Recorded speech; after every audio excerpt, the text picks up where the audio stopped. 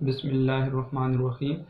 پیارے بچوں، آج کا جو ہمارا لیکچر ہے سیکنڈ ایئر اردو کا، وہ ہے لیکچر نمبر 11، اور یہ پیج نمبر آپ کا کتاب کا 16 اور 17 ہے۔ آج سے ہم اپنا ایک نیا سبق وہ شروع کریں گے انشاءاللہ، اور وہ سبق ہے فاقے میں روضہ۔ اس کے مصنف ہیں خواجہ حسن نظامی، اور یہ صنف کے اعتبار سے مضمون ہے، اور آپ اس کو فسانہ بھی کہہ سکتے ہیں، اور جس کتاب میں شامل ہے اس کتاب کا نام ہے بیگمات کے آنسو۔ تو اس لیے آپ کو ابتدا میں بتا دیا گیا، ایک دفعہ دوبارہ میں بتا دیتا ہوں کہ مصنف کا نام خواجہ حسن نظامی، سبق فاقے میں روضہ، صنف مضمون فسانہ، اور ماخذ اس کا ہوگا بیگمات کے آنسو۔ آج کا جو ہمارا لیکچر ہوگا وہ ابتدا میں خواجہ حسن نظامی کے حالات زندگی، ان کی ادبی خصوصیات اور تصانیف کے اوپر ہوگا، جس میں آپ کو پتہ ہے بیٹا، اب بتانے کی ضرورت نہیں ہے، آپ بہت ہی اہم حصہ حل کریں گے MCQs کا، معروضی سوالات کا۔ اس کے بعد ہم پورے سبق کے خلاصے کو دیکھیں گے، کیونکہ یہ آپ کا ایک مشقی سوال بھی ہے، اور اسی خلاصے کو دیکھتے ہوئے ہم اپنے مشقی سوالات کو بھی ساتھ ساتھ دیکھ لیں گے، کیونکہ میں خلاصے کی ترتیب کو ایسے رکھتا ہوں بیٹا کہ آپ کے ساتھ ساتھ جو مشقی سوالات ہیں، جو بڑا اہم حصہ ہوتا ہے سیکشن بے کا، وہ آپ کے ساتھ ساتھ یہ مشقی سوالات بھی حل ہو جائیں۔ دیکھیں، ایک تو یہ ہے کہ میں آپ کو زبانی لیکچر دوں اور کتاب کو نہ پڑھاؤں، اور ہر بات آپ کو 2 منٹوں میں حل کر کے دے دوں، یہ بھی ہو سکتا ہے۔ یہ کیونکہ ایک فسانہ ایک کہانی ہے، جو دہلی کے تاجدار، ان کے بادشاہ، جو بہادر شاہ ظفر آخری بادشاہ گزرے، اس پہ بات کریں گے۔ اس کے بعد کیا ہوا، اس پہ کہانی لکھی گئی، تو میں کہانی آپ کو زبانی سنا کر اور اس حصے کو سکپ کر دوں، چھوڑ دوں، اور مشقی سوالات کو چھوڑ دوں، تو وہ بہت آسان لیکچر ہو جائے گا میرے لیے خصوصاً۔ لیکن بیٹا، جب میں دیکھتا ہوں کہ آپ کا پیپر جو ہے وہ بہت اہم ہوتا ہے، لیکچر سننا، لیکچر دینا وہ مشکل نہیں ہے، لیکن اصل جو پیپر کے اندر لکھنا ہے وہ اسٹوڈنٹس کے لیے بہت اہم ہے، کیونکہ آپ کل کو اللہ کرے آپ کے 100 میں سے 100 مارکس آئیں، اور آپ مطلب ایک تو سبق کو سمجھ لیں، اوپر سے مارکس بھی آپ کے اچھے آ جائیں، تو یہ اصل چیز ہوتی ہے۔ تو اس لیے میں کوشش کرتا ہوں کہ جو کتاب ہے اس کو پڑھوں، کتاب کے اندر سے مشقی سوالات کو نکالیں، کتاب کے اندر سے کوئی ایسی چیز نہ چھوڑیں جو کہ آپ کو کل امتحان میں آ جائے اور آپ یہ کہیں کہ یہ چیز ہمیں تو سر نے نہیں بتائی، یا آپ اس وقت ڈھونڈتے رہیں نوٹس کے اندر سے کہ آیا کہ یہ سوال کون سا تھا۔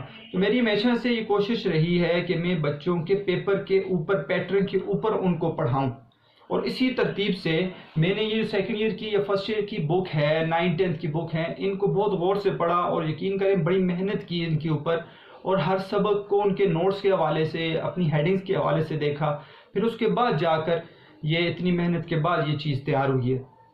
تو میں یہی کوشش کروں گا بیٹا کہ آپ کو آسان ہو جائے سبق، ٹھیک ہے؟ آپ کے لیے آج کے لیکچر کے بعد آپ کا سبق انتہائی انشاءاللہ آپ کو خود معلوم ہوگا، آسان ہو جائے گا، آپ کو سبق انشاءاللہ آسانی سے سمجھ آ جائے گا، اور آپ کے لیے جو ہے زیادہ محنت کے بجائے کم محنت میں آپ کو زیادہ چیزیں مل جائیں گی، یہ اصل چیز ہے۔ اچھا بیٹا، آپ دیکھتے ہیں خواجہ حسن نظامی کے حالات زندگی کو، ان کی ادبی خصوصیات اور تصانیف کو، اس کو پڑھنے کے بعد ہم تھوڑا سبق پہ بات کرتے ہیں۔ پھر خواجہ حسن نظامی کا جو یہاں پر حالات زندگی لکھے گئے ہیں وہ ہے آپ کا صفحہ نمبر 16 اور 17 پہ۔ بک کو میں اس لیے پڑھتا ہوں، اس کو دیکھ کر بھی میں بیان کر سکتا ہوں، یہ تو آسان ہے، مشکل نہیں ہے، پوائنٹس میں لکھا ہوا ہے، بس بات بیان کر دی۔ لیکن بیٹا آپ جب بک کو پڑھتے ہیں، اس کے اندر سے معروضی سوالات نکالتے ہیں، اور اس کو غور سے عبارت کو خود نہیں پڑھیں گے بک کو، تو آپ معروضی سوالات نہیں نکال سکتے، آپ مشقی سوال نہیں نکال سکتے۔ آپ کو پتہ ہے اس کے اندر حالات زندگی کا سوال آ سکتا ہے، ادبی خصوصیات کا سوال آ سکتا ہے، تصانیف میں سے کوئی بھی تصنیف اٹھا کر دے دیں گے کہ یہ تصنیف، یہ بک، یہ تصنیف کس جو ہے وہ مصنف کی ہے، ٹھیک ہے؟ مثال کے طور پر دے دیا دہلی کی آخری شمع، ٹھیک ہے، ڈیش کی کتاب ہے، ڈیش کی تصنیف ہے۔ تو اب آپ جب تک خود نہیں پڑھیں گے تو آپ کو یہ MCQs حل نہیں ہوگا، اس لیے میں اس عبارت کو پڑھنے کی کوشش کرتا ہوں کتاب کے اندر سے۔ ولادت 1876 یہاں پر لکھا ہے بیٹا، MCQs بن جاتا ہے، اور ان کی وفات ہے 1955، 1955۔ سب سے پہلا حصہ حالات زندگی کا حصہ ہے، جس میں خواجہ حسن نظامی کے حالات زندگی کتاب کے اندر درج ہیں۔ اس کے بعد ادبی خصوصیات ہیں۔ ہم حالات زندگی کا حصہ پہلے پڑھتے ہیں۔ حالات زندگی کو دیکھیں بیٹا، کتاب کے اندر خواجہ حسن نظامی کا پورا نام سید علی حسن نظامی تھا۔ سید علی حسن نظامی پورا نام، MCQs، ٹھیک ہے، MCQ میں یہ آ سکتا ہے بیٹا، اس کو ہائی لائٹ کریں۔ جبکہ علامہ اقبال نے انہیں خواجہ حسن نظامی کا نام دیا۔ کس نے نام دیا بیٹا؟ علامہ اقبال نے۔ اشارہ اس طرف ہے، اس کا مطلب ہے معروضی سوال ہے۔ ان کی ولادت دہلی سے 3 میل دور بستی درگاہ حضرت خواجہ نظام الدین اولیاء میں ہوئی۔ ان کی ولادت ہوئی ہے دہلی سے 3 میل دور، ایک بستی ہے جس کا نام ہے خواجہ نظام الدین اولیاء بستی۔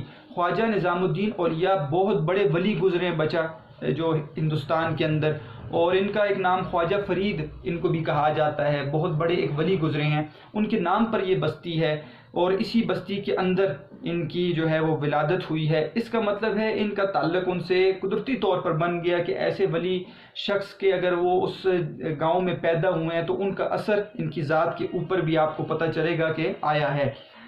تو 3 میل آ سکتا ہے دہلی سے ڈیش میل دور بستی درگاہ، تو 3 میل کا لفظ آ سکتا ہے، 3 میل، 4 میل، 5، 6، تو 3 میل یہاں پر آپ نے بیٹا MCQs کے اندر دیکھنا ہے، یہ خاص بات ہے۔ ابھی خواجہ صاحب کی عمر صرف 11 برس تھی، 11 برس، یہاں پر یہ بھی MCQs ہے کہ کیا ہوا، ان کے سر سے ماں باپ کا سایہ سال کے اندر اندر اٹھ گیا، ماں باپ ان کے چلے گئے، ٹھیک ہے، تو 11 سال کی عمر میں یہ والدین کے ان کے والدہ اور والد صاحب دونوں فوت ہو گئے۔ کس نے پرورش کی؟ بڑے بھائی نے ان کی پرورش کی۔ خواجہ صاحب نے ایک ایسے ماحول میں آنکھ کھولی جہاں تصوف کی حکمرانی تھی، جہاں کس کی بیٹا؟ تصوف کی حکمرانی تھی۔ 11 برس کی عمر میں والدین چلے گئے، بڑے بھائی نے پرورش کی۔ اب آنکھ واقعی ایسی جگہ پہ کھولی، میں نے آپ کو بتایا ہے، کیونکہ وہ ایک ولی شخص کے اس گاؤں میں پیدا ہوئے، تو وہاں پر پیدا ہونے سے ان کے اوپر بھی اس کا اثر ہے، موجود ہے، اور تصوف کی حکمرانی اس جگہ پہ تھی۔ تصوف بیٹا کہتے ہیں علم معرفت کو، ٹھیک ہے، تزکیہ نفس کا علم، اپنے نفس کو صاف کرنا، پاک کرنا، اپنے رب کے ساتھ اپنے دل کو لگانا، اس کو کہتے ہیں صوفیزم، جس کو آپ نے پڑھا بھی ہوگا، تصوف، ٹھیک ہے۔ تو وہاں پہ یہ بھی تصوف کے قائل ہو گئے، اور تصوف کے ساتھ یہ جو ہے نا ان کا تعلق بن گیا۔ انہوں نے سب سے پہلے مروجہ علوم کہتے ہیں جو اس دور میں رائج علوم تھے، تو آپ کو پتہ اس دور میں رائج علوم عربی، فارسی، قرآن اور حدیث تھے، انہوں نے اس کے ساتھ ساتھ تصوف کی تعلیم بھی حاصل کر لی۔ منشی غلام نظام الدین تاجر ہیں یہ کتب دہلی کے، فیض صحبت سے ان میں ادبی ذوق اور صافتی میلان پیدا ہوا، ان کے ساتھ اٹھتے بیٹھتے تھے منشی غلام نظام الدین کے ساتھ، تو اسی وجہ سے ادبی ذوق بھی ان کے اندر اور صحافت کے اندر بھی آ گئے، رسالے لکھنے شروع ہو گئے، مختلف جو ہے اخبارات میں ان کے مضامین چھپنے شروع ہو گئے۔ تو انہوں نے پہلا مضمون جو لکھا ہے بیٹا، اس کا نام ہے انڈیا کی نازک حالت، یہ میں نے لکھ دی ہے، انڈیا کی نازک حالت کے عنوان سے ان کا ایک پہلا مضمون ہے، یہ چھپا ہے۔ اس کے بعد پھر کچھ عرصے تک انہوں نے پیسہ، یہ جو ہے مختلف رسالوں کے نام ہیں، وکیل رسالے کا نام ہے، مخزن، میں نے آپ کو بتایا تھا اس کے بارے میں، رسالے کا نام ہے مخزن، نامی رسائل کے لیے لکھتے رہے ہیں۔ اچھا، حلقہ نظام المشائخ کے مقاصد کی ترویج کے لیے 1911 میں انہوں نے مصر، شام، فلسطین، عرب اور دیگر اسلامی ممالک کا سفر بھی کیا۔ حلقہ نظام المشائخ بیٹا، حلقہ تو ویسے کہتے ہیں ذکر کی مجلس کو، ٹھیک ہے، نظام المشائخ سے مراد یہ ہے کہ وہ لوگ جو حضرت خواجہ نظام الدین اولیاء سے بیعت ہوئے یا ان کے سلسلے میں چل رہے تھے، ان کے سے بیعت ہو جاتا ہے انسان جب، تو پھر ایک حلقہ انہوں نے بنا لیا۔ حلقے سے مراد ہے کہ ایسے ذکر کی مجلس جہاں پہ لوگ پھر اکٹھے ہوتے ہیں، ٹھیک ہے، اور وہاں پر آپ کو پتہ، آپ نے شاید سنا بھی ہو اور دیکھا بھی ہو کہ لوگ اکٹھے ہوتے ہیں اور وہاں پہ وہ بیٹھ کر ذکر کرتے ہیں، ٹھیک ہے، اللہ تعالیٰ کو یاد کرتے ہیں، اللہ تعالیٰ کا ذکر کرتے ہیں۔ تو ایسا حلقہ جو مشائخ کا حلقہ ہے، اس کے ترویج کے لیے، اس حلقے کو زیادہ کرنے کے لیے کہ زیادہ سے زیادہ لوگ اس سلسلے میں داخل ہو جائیں اور بیعت ہو جائیں، انہوں نے مختلف جو ہے ممالک کے دورے بھی کیے، وہاں جا کر یہ اسلام کی تبلیغ کیا کرتے تھے۔ مصر، شام، فلسطین، عرب اور دیگر اسلامی ممالک انہوں نے سفر کیا ہے، اس کو مقاصد اس کو آگے بڑھانے کے لیے۔ 1919 میں نظام المشائخ کے عنوان سے پہلا ماہنامہ رسالہ جاری کی۔ ماہنامہ رسالہ وہ ہوتا ہے جو ہر مہینے جاری ہوتا ہے بیٹا، اور نظام المشائخ وہ رسالہ تھا جس کے اندر انہوں نے، ٹھیک ہے، جو مولانا غلام حضرت خواجہ نظام الدین اولیاء ہیں، ان کے سلسلے کو، ان کی باتوں کو ذکر کیا ہے، ان کے سلسلے کو آگے بڑھایا ہے۔ یہ بھی بیٹا ایک بہت بڑی جو ہے وہ سلسلے ہیں، ٹھیک ہے، چشتیہ ہے، جو ہے سہروردیہ ہے، نقش بندیہ ہے۔ اس کے اوپر انشاءاللہ کبھی موقع ملا تو میں آپ کو بتاؤں گا کہ تصوف کے یہ کون کون سے 4 سلسلے ہیں جو چلے آ رہے ہیں اور کس سے جا کر ملتے ہیں۔ انہوں نے مختلف اوقات میں چھوٹی بڑی کئی 100 کتابیں اور رسالے تصنیف کیے بیٹا۔ میں ان کی جب تصانیف دیکھ رہا تھا تو دیکھا ہے بہت زیادہ انہوں نے تصانیف لکھی ہیں، رسالے لکھے ہیں، کتابیں لکھی ہیں، ٹھیک ہے، اور وہ نظر سے جب گزر رہے تھے تو کئی کتابیں اور رسالے تھے۔ انسان ادب کو جب پڑھتا ہے نا بیٹا تو دیکھتا ہے یار کہ سمندر ہے، اور انسان اندر ڈبکی لگائے بھی تو غوطے لگائے بھی تو اس ادب کے گہرے پانی میں جا کے انسان گم ہو جاتا ہے، پتہ ہی نہیں ہوتا۔ دیکھیں ایک اردو ادب کے ایک حصے کو پڑھنا، ایک صنف کو پڑھنا بھی بہت بڑی بات ہے بیٹا۔ ایک شخص مثال کے طور پر اردو ادب کا شوقین ہے، وہ صرف اگر مضامین پڑھتا ہے تو مضامین ہی پڑھتا رہے اور ان کے مصنفین کو پڑھتا رہے تو عرصہ گزر جاتا ہے۔ اس میں ماہر ہونا بھی بہت بڑی بات ہے۔ ایک افسانہ نگار بننا چاہتا ہے، افسانوں کو پڑھے، اس سلسلے کو، بہت بڑی بات ہے۔ ناول پڑھے، وہ علیحدہ ایک سلسلہ ہے، ٹھیک ہے۔ اسی طرح آپ دیکھیں کہ جب شاعری میں آتا ہے تو اگر وہ شاعر ہے تو وہ غزل کا شاعر ہے تو غزلوں کو، یہ ایک علیحدہ سلسلہ ہے۔ نظم کا شاعر ہے تو نظم کو پڑھتا ہے، مرثیے کا شاعر ہے تو مرثیے لکھے گا۔ تو ادب جو ہے نا بیٹا وہ وسیع میدان ہے، انسان گم ہو جاتا ہے اس میں۔ تو اتنا زیادہ پڑھنا اور ہر کتاب کا مطالعہ کرنا یہ مشکل ہو جاتا ہے۔ انسان یہ ہے کہ کم از کم کچھ جو ادب کے شوقین ہیں وہ اس کے تعارف کو پڑھ لیں، یہ بھی بہت بڑی بات ہے۔ اب یہاں سے آگے بیٹا ادبی خصوصیات شروع ہوگی۔ حالات زندگی ہم نے بیان کر دی۔ سید علی حسن نظامی ان کا پورا نام ہے۔ علامہ اقبال نے ان کا نام خواجہ حسن نظامی رکھا۔ بستی نظام الدین اولیاء دہلی سے 3 میل دور ہے، وہاں پر ان کی پیدائش ہوئی۔ 11 برس کی عمر میں والدین کا سایہ سر سے اٹھ گیا، تصوف میں آگے۔ انڈیا کی نازک حالت ان کا پہلا مضمون تھا۔ حلقہ نظام المشائخ کو قائم کیا، جس کے بعد انہوں نے ایک رسالہ بھی نکالا جس کا نام نظام المشائخ تھا۔ یہ رسالہ انہوں نے 1919 میں نکالا ہے، اور آخر میں لکھا ہے کہ انہوں نے کئی کتابیں جو ہیں وہ تصنیف کی ہیں۔ ادبی خصوصیات میں آپ دیکھیں گے کہ خواجہ حسن نظامی کا تعلق ایک صوفی گھرانے سے تھا، تصوف والے گھرانے سے، اس لیے اس ایک مقصد کو سامنے رکھ کر انہوں نے سادہ، آسان، عام فہم زبان میں تصوف کے اسرار اور رموز، اسرار سیر چھپی ہوئی باتوں کو کہتے ہیں، رموز رمز کی جمع بیٹا، رمز بھی کہتے ہیں اشارے کو، چھپی ہوئی بات کو، عام لوگوں کے لیے لکھنا شروع کر دیا۔ تو پہلی ادبی خصوصیت ہے سادہ اور آسان نثر۔ یہ سادہ اور آسان نثر انہوں نے لکھی ہے۔ انہوں نے ایسا دلکش طرز تحریر لکھنے کا طریقہ اور پیرایا بھی طرز کو کہتے ہیں بیٹا، طریقے کو، پیرایا بیان اختیار کیا کہ خشک اور بے کیف ایسے مضامین نہ جن میں کوئی لطف محسوس نہ ہو۔ اخلاقی اور روحانی مباحث تصوف اور فلسفے سے نکل کر ادب میں داخل ہو گئے۔ دیکھیں بیٹا ہر انسان جو ہے نا وہ تصوف کو پڑھنا وہ نہیں چاہتا، وہ جو ہے نا وہ فلسفے کو پڑھنا نہیں چاہتا، مشکل باتیں ہوتی ہیں۔ تو انہوں نے ایسا طریقہ اختیار کیا کہ یہ تصوف کی اور یہ فلسفے کی باتیں جو ہیں انہوں نے ایسے مضامین میں لکھ دی اتنی آسانی سے کہ لوگ جو ہیں نا وہ ان کو پڑھتے ہوئے لطف محسوس کرتے تھے، اور یہ مضامین جو تصوف کے تھے مشکل تھے اور فلسفہ تھا یہ ادب میں داخل ہو گیا، اردو ادب میں انہوں نے لکھنا شروع کر دیا۔ تو ان کا طرز تحریر بیٹا دلکش تھا، یہ اہم ان کی خصوصیت ہے، جن سے ان کے وہ مضامین جو خشک تھے، جو پڑھنے نہیں، وہ بھی مضامین، اور ایسے بے کیف مضامین، بے کیف جو ٹھیک ہے جن میں سرور نہ آئے، تو ایسے مضامین بھی وہ کس میں داخل ہو گئے، ادب میں داخل ہو گئے، لوگ پڑھنا انہوں نے شروع کر دیا۔ ان کے مضامین کے مقبول ہونے کی ایک وجہ یہ تھی کہ انہوں نے سب سے الگ نیا طرز اختیار کیا، ایک نیا طریقہ اختیار کیا۔ جو کچھ لکھا سیدھے سادے اور عام پیرائے طریقے میں لکھا، عوام کے لیے لکھا، ان کے موضوعات پر لکھا جن پر انسان کی طبیعت خود بخود مائل ہو۔ جب انسانی فطرت کے مطابق آپ ادب کے اندر لکھیں گے تو انسانی فطرت پھر وہ پڑھتی ہے، ٹھیک ہے۔ جب آپ اپنی باتیں لکھنے شروع ہو جائیں گے اور آپ اپنے طریقے کو بیان کرنا شروع ہو جائیں گے اور اپنے آپ کی بڑی بڑی باتیں لکھنا، تو پھر لوگ نہیں پڑھتے۔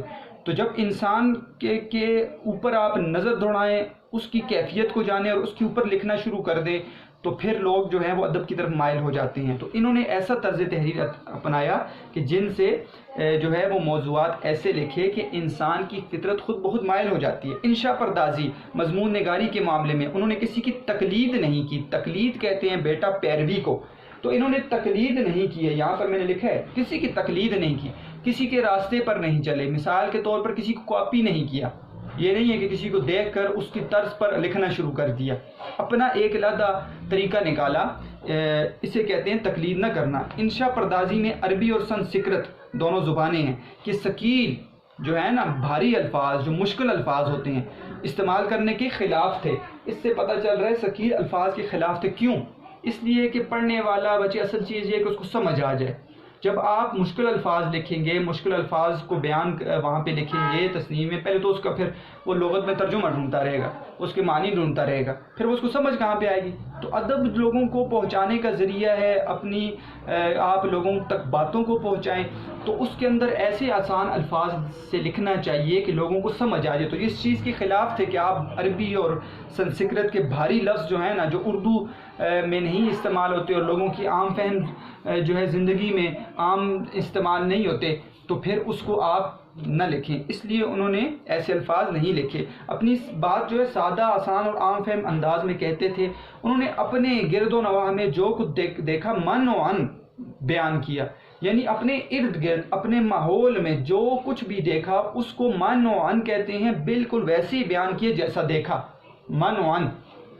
ٹھیک ہے کہ آپ مثال کے طور پر جس دور سے گزر رہے ہیں، اور وہ دور کون سا ہے ابھی آپ کو میں بتاتا ہوں، تو وہ دور وہ آپ کو پتہ ہے دہلی کا دور، 1857 جنگ آزادی، اور وہاں کے دہلی کا ختم ہو جانا اور مغلیہ سلطنت کا گر جانا، اور پھر ادھر کے حالات کو دیکھا جیسے غالب نے دیکھا، اور ان لوگوں نے پھر بیان کیا، اور یہ ان مصنفین میں شامل ہیں جنہوں نے اس دور کے حالات کو اسی طرح بیان کیا جس طرح دیکھا۔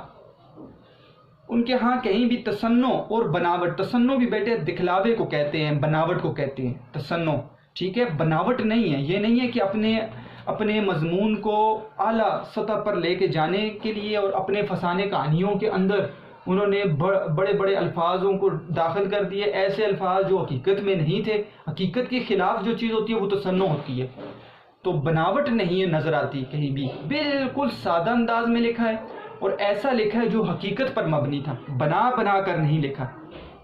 ٹھیک ہے، تو یہ ان کی سب سے بڑی خصوصیت ہے۔ تو یہاں پر بھی خصوصیات، سادہ و آسان زبان، دلکش طرز تحریر، تقلید نہیں کی، تصنع اور بناوٹ نہیں ہے، اور ثقیل الفاظ کے بھی انہوں نے خلاف لکھا ہے، عربی اور سنسکرت کے الفاظ استعمال نہیں کیے۔ تو یہ ہے بیٹا ان کی ادبی خصوصیات، حالات زندگی اور ادبی خصوصیات ہماری حل ہو گئیں۔ ہم آتے ہیں اس کے آخری حصے تصانیف کی طرف۔ تصانیف کو دیکھتے ہیں بیٹا، تو پہلی جو تصنیف ہے وہی اس سبق کا ماخذ ہے۔ آپ ان کی تصانیف کو پڑھتے ہیں، دیکھتے ہیں جب، تو آپ کو نظر آئے گا کہ ان کی زیادہ تر تصانیف آخری دور سے تعلق رکھتی ہیں مغلیہ خاندان کے۔ مغلیہ خاندان جب ختم ہوا اور اس دور میں کیا ہوا، تو زیادہ تر تصانیف اس وقت، کیونکہ ایک مورخ بھی تھے، تاریخ نگار بھی تھے، تو ہم دیکھیں ہم اس کو مضمون اور فسانہ کیوں کہہ رہے ہیں؟ کیوں مضمون اس اعتبار سے کہہ رہے ہیں یہ تاریخی مضمون ہو سکتا ہے، مورخ ہے یہ، تو یہ مضمون کی تو کئی اقسام ہے، تو اس کے اندر تاریخ بیان کی گئی ہے، آپ دیکھیں گے کون سی تاریخ ہے۔ پھر ایک فسانہ کہانی کو بیان کیا گیا ہے، کس دور کی؟ مغلیہ سلطنت کے آخری دور کی، کیا ہوا اس وقت۔ تو بیگمات کے آنسو بچے پڑھتے ہیں انسان نا، تو ایک عجیب سا جو ہے نا انسان کے اندر وہ فطرتی طور پر اس کو رونا بھی آتا ہے وہ حالات دیکھ کر، اور انہوں نے نام بھی ایسے ہی لکھا، بیگمات کے آنسو۔ پہلے جو تھا یہ جو بیگمات کے آنسو ہے یہ کتاب، یہ رسالوں میں مختلف فسانے، یہ مضمون شائع ہوتے رہے، اور اس کا نام تھا دہلی غدر کے افسانے، یہ نام نہیں تھا اس کتاب کا۔ پھر آہستہ آہستہ اس کتاب کا نام پڑ گیا، جب زیادہ ہوا تو آنسوؤں کی بوندیں، آنسوؤں کی بوندیں، یہ اس کا نام پڑ گیا۔ پھر جب زیادہ ہو گئے بیگمات کے آنسو کے اندر افسانے اور کہانیاں، تو پھر اس کا نام پڑ گیا بیگمات کے آنسو۔ اس کے اندر ہے کیا ہے بیٹا؟ اس کے اندر 1857 جنگ آزادی، مغلیہ سلطنت کا ختم ہونا، اس کے بعد اس مغلیہ خاندان کے چشم و چراغ، ٹھیک ہے، ان کے شہزادے، ان کی شہزادیوں، ان کے رہنے والوں، ان کے کنبوں کے ساتھ کیا گزرا، اس کے حالات درج ہیں۔ دیکھیں بادشاہی دور، لال قلعے کے اندر کی زندگی، بہادر شاہ ظفر کا دور، آخری دور، اور وہ ایک عجیب سی زندگی تھی، ٹھیک ہے، خوشی سے سب رہ رہے تھے۔ ایک وقت بادشاہت کا ہو اور اٹھ کے انسان جو ہے نا وہ غلام بن جائے، تو اس دور کو ذکر کیا ہے بیگمات کے آنسو میں خواجہ حسن نظامی نے. اب خواجہ حسن نظامی نے یہ بیگمات کے آنسو کے اندر جو کہانیاں مختلف ذکر کی ہیں بیٹا، یہ میں کتاب آپ کی طرف انشاءاللہ آپ کے گروپ میں PDF میں سینڈ کر دوں گا. جو میرے پاس جو کتاب ہے اس کے اندر 31 کہانیوں کا ذکر ہے، 31 کہانیاں 31. اور 5ویں نمبر پر یہ جو آپ کے سبق کی کہانی ہے، یہ 5ویں نمبر پر آپ خود دیکھیں گے اس کتاب کے اندر ذکر کی گئی ہے. یہ ایک تو انہوں نے خود بھی لکھی ہیں، دوسرا ان سے مختلف اس دور کے جو لوگ تھے بعد میں ان سے ملاقات ہوئی. جیسے مثال کے طور پر کوئی بھانجا تھا بہادر شاہ ظفر کا، ٹھیک ہے، کوئی رشتہ دار تھا، وہ ان سے ملاقات کرتے تھے اور ملاقات کرنے کے بعد اپنی کہانی خود سناتے تھے. تو وہ جو ان کی آپ بیتیاں ہیں، وہ آپ بیتیاں انہوں نے پھر کتابوں میں ذکر کی ہیں. تو بیگمات کے آنسو کتاب پڑھنی چاہیے اور دیکھنا چاہیے، اس سے عبرت حاصل کرنی چاہیے کہ ایک وقت ایسا کہ آپ شاہی خاندان میں شامل ہیں اور ایک وقت ایسا کہ آپ کے ساتھ کیا ہوا، اور یہ آپ یہ کہانی پڑھیں گے تو آپ کو پتہ چلے گا کہ کیا حالات ہوئے اس دور کے جو ہے مولیہ خاندان کے لوگوں کے ساتھ. بٹ بیٹا مولیہ خاندان کی تاریخ بھی آپ دیکھیں نا، اور ہندوستان کے اندر بادشاہت کی تاریخ بھی دیکھیں تو انسان کو کافی کچھ نظر آتا ہے. 1206 عیسوی میں ہندوستان کے اندر آپ نے 10th میں ایک نظم پڑھی حفیظ جالندری کی، مزار قطب الدین ایبک. مزار قطب الدین ایبک میں آپ کو بتایا بھی گیا ہوگا، آپ کے اساتذہ نے بتایا ہوگا کہ قطب الدین ایبک وہ پہلا بادشاہ تھا جس نے ہندوستان کے اندر اسلامی سلطنت کا آغاز کیا ہے. قطب الدین ایبک اس کا نام تھا، ٹھیک ہے. 1206 یہ جس خاندان سے تعلق رکھتا تھا اس خاندان کا نام تھا خاندان غلامہ. خاندان غلامہ سے اس نے ہندوستان کے اندر اسلامی حکومت کو نافذ کرنے کے لیے سٹارٹ لیا ہے، اور اسلامی حکومت جو ہے اور بادشاہ جو ہے وہ ہندوستان کے اندر نافذ ہوگی 1206 میں. 1206 سے لے کر 1526 تک، یہ ڈیٹس اپنے پاس لکھ لیں، 1206 سے لے کر 1526 تک بیٹا 5 خاندان گزرے ہیں جو بادشاہت کے خاندان گزرے ہیں.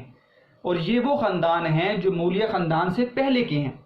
مولیہ خاندان 1526 سے لے کر 1857 تک رہا ہے، یعنی 3 صدیاں گزاری ہیں، 300 سال گزارے ہیں. تو بہت بڑی تاریخ گزاری ہے. تو مولیہ خاندان سے پہلے خاندان غلامہ گزرا ہے، ٹھیک ہے، خاندان خلجی گزرا ہے، خاندان تغلق گزرا ہے، خاندان سید گزرا ہے، اور خاندان لودھی گزرا ہے. خاندان لودھی وہ خاندان تھا جو مولیہ سلطنت سے پہلے آخری خاندان تھا، خاندان لودھی. اور آپ کو پتہ ہے بیٹا مولیہ خاندان کو جو لانے والے ہیں پہلے بادشاہ، اس کا نام ہے ظہیر الدین بابر. ظہیر الدین بابر نے ابراہیم لودھی کو شکست دے کر مولیہ سلطنت کی بنیاد رکھی ہے 1526 میں. تو ظہیر الدین بابر جو ہیں وہ مغلیہ سلطنت کے بانی کہلاتے ہیں. اور ظہیر الدین بابر وہ شخص ہیں جن کی رگوں میں بیٹا 2 جنگجوؤں کا خون جو ہے وہ دوڑ رہا ہے. کیسے؟ ظہیر الدین بابر کی والدہ اور والد، ٹھیک ہے نا، ان جو والد کے ساتھ جو ان کا خاندان تھا وہ اور ہے، والدہ کا خاندان اور ہے. والد کا خاندان تعلق رکھتا ہے امیر تیموری خاندان سے. بہت بڑا بادشاہ گزرا امیر تیمور، آپ نے نام سنا ہوگا، اس سے تعلق رکھتا ہے. اور والدہ کا جو خاندان ہے وہ تعلق رکھتا ہے بیٹا منگولی حکمرانوں سے. آپ نے نام سنا بھی ہوگا منگولی حکمران کا، ٹھیک ہے، چنگیز خان ہلاکو خان منگولی حکمران. تو منگولی حکمران سے بھی ان کا رشتہ بن جاتا ہے والدہ کی طرف سے، اور تیموری خاندان سے ان کا رشتہ بن جاتا ہے والد صاحب کی طرف سے. تو ظہیر الدین بابر وہ شخص تھا جس کی رگوں میں 2 خاندانوں کا خون دوڑ رہا تھا اس وقت بھی اور اس کے بعد بھی. اس کا مطلب ہے جتنے بھی مغلیہ خاندان سے تعلق رکھنے والے لوگ ہیں وہ ایک اعتبار سے تیموری بھی ہیں اور ایک اعتبار سے وہ منگولی حکمران سے بھی تعلق رکھتے ہیں. تو بیٹا یہ بہت بڑی تاریخ ہے 1526 سے 1857 تک مختلف جو ہے آپ نے انشاءاللہ ہم اس کے بارے میں پڑھیں گے بھی. آپ کا ایک سبق ہے مسلمانوں جو ہے شہرت عام اور بقائے دوام کا دربار مولانا حسین آزاد کا. اس میں مختلف مولیہ خاندان کے بادشاہ آتے ہیں، تو مولیہ خاندان کے بادشاہ کا اس میں ذکر بھی ہے. تو مختلف بادشاہ گزرے اور آخر میں آپ کو پتہ ہے بہادر شاہ ظفر آئے، جن کو پھر آخرکار انگریزوں نے قید کر کے برما کے دارالحکومت رنگون بھیج دیا، ٹھیک ہے. تو یہ 1857 تک 1526 سے 1800 بڑا ایک وقت گزرا ہے، ٹھیک ہے. اور دہلی کے حالات، تو پھر آپ خود سوچیں کہ 3 صدیوں بعد حکومت کا ختم ہونا اور پھر حالات گزرنا، یہ بہت بڑی تاریخ ہے. تو یہ جو بیگمات کے آنسو ہے اس میں بات کر رہا تھا خواجہ حسن نظامی نے اس تاریخ کو ذکر کر دیا 1857 کے بعد کیا گزری ہے. یہ ایک ان کی کتاب ہے. سپارہ دل، سپارہ کہتے ہیں بیٹا ٹکڑے ٹکڑے ہو جانا، دل کا ٹکڑے ٹکڑے ہو جانا. تو یہ بھی مجموعہ مضامین ہیں، مضامین اس کے اندر درج ہیں، مختلف مضامین، اسی طرح مختلف قصے ہیں جو اس دور سے تعلق رکھتے ہیں. دہلی کی آخری شمع، بیٹا یہ جو دہلی کی آخری شمع کتاب ہے نا، یہ بھی دہلی کے انہوں نے تقریباً 12 حصے 12 سمجھے آپ جلدیں ہیں ان کی، 12 حصے ہیں جن میں انہوں نے اس دور کے غدر کے اور جو جنگ آزادی کے بعد کے قصے ہیں وہ لکھے ہیں اور اس دور کا ذکر کیا. اس میں یہ 11واں حصہ ہے. اس کے اندر بھی دہلی کی آخری شمع کے اندر بھی اس دور کے جو ہے قصے شامل ہیں. بہادر شاہ ظفر کا روزنامچہ، روزنامچہ بیٹا ڈائری کو آپ کہہ سکتے ہیں، روز کا لکھا ہوا حال. تو روزنامچہ یہ جو بہادر شاہ ظفر کا روزنامچہ یہ 9واں حصہ ہے. ٹھیک ہے، 12 حصے میں نے آپ کو بتائے ہیں. پہلا حصہ یہ ہے بیگمات کے آنسو، ٹھیک ہے، اور 12واں حصہ آخری حصہ جو ہم ابھی دیکھیں گے آپ، دہلی کی سزا، دہلی کی سزا، یہ آخری 12واں حصہ ہے. تو 12 حصوں میں انہوں نے 12 اس حصوں میں پہلا حصہ، دوسرا حصہ، تیسرا حصہ، انہوں نے مختلف اپنی ان کتابوں میں دہلی کے اندر کے 1857 کے بعد کے حالات کو ذکر کیا ہے. سفر نامہ حجاز و مصر و شام، یہ ایک سفر نامے کی کتاب ہے. ٹھیک ہے، سفر نامہ آپ کو پتہ ہے بیٹا، سفر پر جا کر انسان جو وہاں کے حالات کو لکھتا ہے اسے سفر نامہ کہتے ہیں. حجاز آپ جگہ کا نام ہے بیٹا، حجاز اس ایریے کو کہتے ہیں جہاں پر مکہ ہے، مدینہ ہے، طائف ہے. حجاز و مصر و شام، تو یہ مصر گئے، شام گئے، حجاز، مکہ، مدینہ گئے، تو وہاں پر آ کر دوبارہ انہوں نے سفر نامے یا وہاں پر بیٹھ کر لکھے، تو اس میں سفر نامے ہیں ان کے. جگ بیتی کہانیاں، یہ جو کتاب ہے بیٹا یہ بھی میں نے دیکھی ہے، اس کے اندر 11 کہانیاں ذکر ہیں، مختلف کہانیاں. اور یہ کتابیں انہوں نے خصوصاً جو ہے وہ اسٹوڈنٹس کے لیے لکھی ہے، تو آپ کو یہ پڑھنی چاہیے. 11 کہانیاں ذکر، مختلف کہانیاں، جیسے دکھیا شہزادی کی کہانی میں نے ایک دیکھی. ٹھیک ہے، کرامت کی انگلی ایک کہانی ہے، وہ میں نے میری نظر سے گزری. تو انگریزوں کی بپتا، یہ کتاب بھی ہے نا بیٹا، یہ بھی غدر دہلی کے افسانوں پر مشتمل ایک کتاب ہے، انگریزوں کی بپتا. اور محرم نامہ، محرم نامہ نہیں بیٹے، یہ محرم، ٹھیک ہے، محرم جو ہم اسلامی جو ہے مہینوں میں ایک نام لیتے ہیں محرم کا، آپ کو پتہ ہے محرم نامہ. اس کتاب میں یہ بھی تاریخ کی کتاب ہے، آپ صلی اللہ علیہ وسلم کی وفات سے لے کر جو کربلا تک کے تاریخی واقعات ہیں، ٹھیک ہے، ان کا ذکر اس کے اندر آپ کو ملے گا. محرم نامہ کے اندر نبی صلی اللہ علیہ وسلم دنیا سے جو ہے وہ پردہ فرما لیا، تو اس کے بعد سے لے کر آپ جو کربلا کے واقعات ہیں اس سے پہلے کے حالات، تاریخی واقعات اس کے اندر ملیں گے. تمانچہ بر رخسار یزید، تمانچہ دھپڑ کو کہتے ہیں بیٹا، بر رخسار چہرے کو کہتے ہیں، یزید کے چہرے پر تمانچہ. اس سے پتہ چل گیا یزید کا جو خاندان تھا بنی امیہ سے تعلق رکھتا تھا. اس کتاب کے اندر بنی امیہ کی عورتوں کے متعلق بیان کی گئی ہیں، کیسی تھیں وہ. پھر یزید کے اوپر بیان کیا گیا یزید کیسا تھا. پھر اس کے بعد اس دور کے عمراء، امیر لوگ جو تھے بنی امیہ کے، ٹھیک ہے، ان کے اوپر بیان کیا گیا. اور اہل بیت کے ساتھ محبت کا اظہار کیا گیا ہے. حضرت حسن، حضرت حسین رضی اللہ تعالیٰ عنہ، حضرت فاطمہ، اہل بیت کے ساتھ محبت کا اظہار اس کتاب کے اندر آپ کو ملے گا، تمانچہ بر رخسار یزید. اس کے علاوہ بھی بیٹا ان کی کئی تصانیف انسان پڑھتا ہے تو پھر دیکھتا ہے کہ کیسی کیسی انہوں نے دیکھیں محنت کی، اور آج وہ کتابیں انسان پڑھتا ہے تو عجیب سے جو اس دور کے حالات نظر آتے ہیں بیٹا. تو یہ ہے ان کا مختصر، میں نے آپ کو بتا دیا خواجہ حسن نظامی کی حالات زندگی، بڑے اہم ہیں بیٹا، ادبی خصوصیات اور تصانیف کیا ہیں. اب ہم آئیں گے بیٹا، اس کے بعد جو ہم پڑھیں گے وہ ہے اس سبق کا خلاصہ کیا ہے. ہم نے یہ تو دیکھ لیا کہ ان کی کتاب بیگمات کے آنسو کے اندر یہ فسانہ درج ہے، ٹھیک ہے، لیکن اس کا خلاصہ کیا ہے، اس میں کیا لکھا گیا ہے، اس سٹوری کو ہم پڑھیں گے اور اس کے اندر سے سوالات کو بھی نکالتے ہیں.